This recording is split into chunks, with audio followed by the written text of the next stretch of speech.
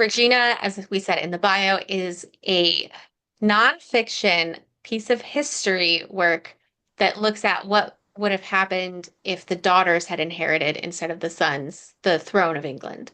Yeah. So, my first question is, what made you want to write this as nonfiction rather than maybe speculative fiction?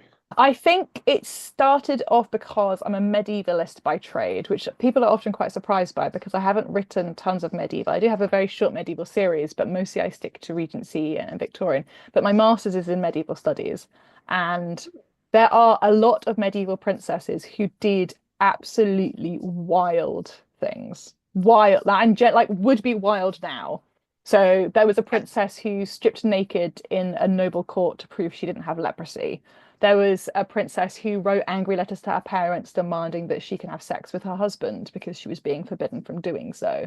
Like, and I was worried that if I wrote this as speculative history or in any way made it feel like fiction, people would assume that it couldn't have happened. And Hmm. so the book is very much kind of 80-90% history, biographies, narrative nonfiction, telling the stories of these incredible women who lived, who actually lived. And then kind of a 10% at the end, like, okay, so now we know what they were like. We know the sort of decisions they made. We know the sort of world they lived in.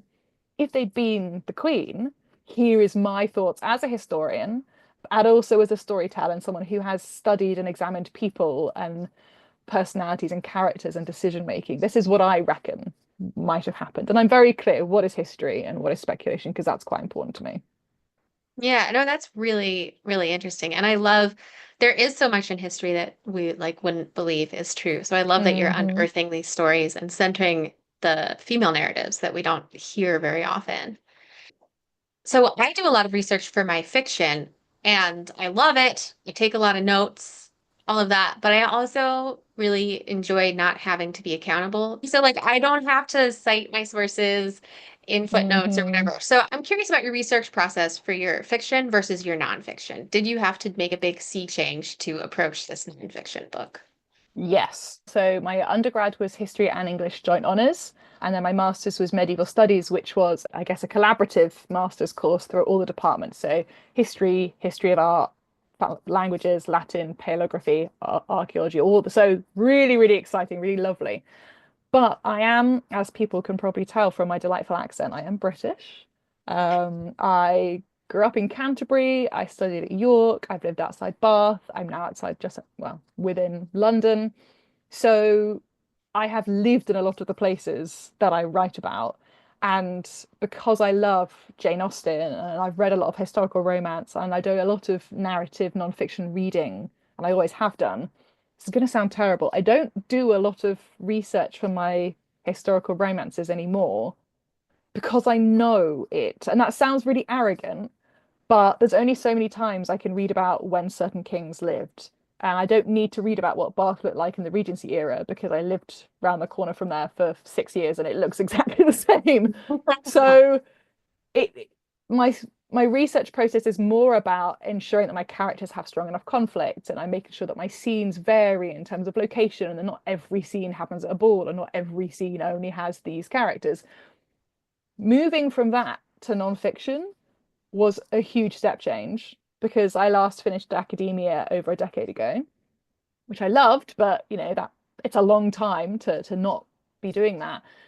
And I did find myself every now and again as I was writing Regina stopping and going, I've just written that this princess did this thing.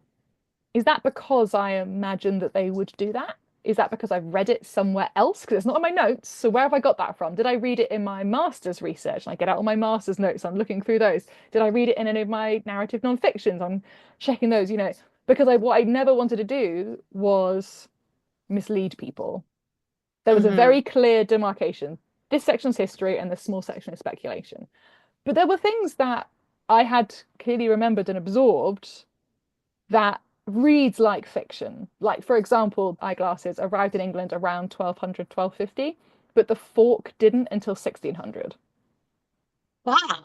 Yeah, things like that, where I was writing and I go, that can't be right. Or we're pretty sure that Elizabeth of York, Henry VIII's mother, taught him how to read and write because their handwriting is almost identical. Hmm. things like that where you go, did I make that up? Did I see that in the Tudors? Did I? I just need to Yeah. check because it doesn't seem true. And actually it is. And I can't think of anything that I caught myself and I was like, no, that's not that. Actually, having done the double checking, that's not true. There were a few things where I had to be very careful of my phrasing. So things like she was incensed by her husband's wife. And I was like, was she incensed? Do I have the evidence to back up that she was incensed? She wasn't happy, but was she incensed? Incensed is a very strong word.